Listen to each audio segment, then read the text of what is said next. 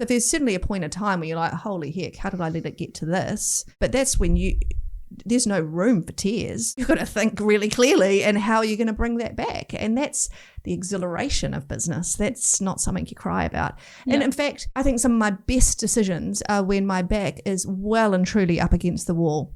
Yeah. And you got to come out swinging. And then you bounce. What's your secret to bouncing back? Well, I just have this self-belief that, I feel that I'm quite brutal with myself, and I try to be really honest in my assessment of things. I try not to have bias in the business sense. And I do think one of the hardest things is when things are bad and you really need to work out how bad they are to then work out what's going to be the most effective way to navigate this. And it's like, if you want to lose weight, I would say, well, the first thing you've got to do is go on the scales. So there's an acknowledgement that maybe you do need to lose weight, but then the next step of hopping on the scales is always quite confronting, and it's part of then determining what's the most effective plan forward. From a business perspective, you can have an inkling, and most of the time you have an inkling of where you can improve things. If you're not prepared to hop on the scales for that, get someone else to do it, but someone needs to. Back to me, how do I bounce back? Well, normally when I look at a situation, I think, well, what is the absolute worst thing that could happen here? And then I make peace with the worst and then go from there. It means that if I don't think I can do something, I'll try and assess something fairly and then determine,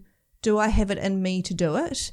And if I don't, I'm okay with that. I also balance that with a lot of judgment. Just think, well, if that idiot can do it, then surely I can do it as well. But I'm okay if I can't do things. It doesn't bother me. I know there are a lot of things that I can do. And if I can work out the things I can't and bring the right person in, well, that feels a whole lot easier than just pretending.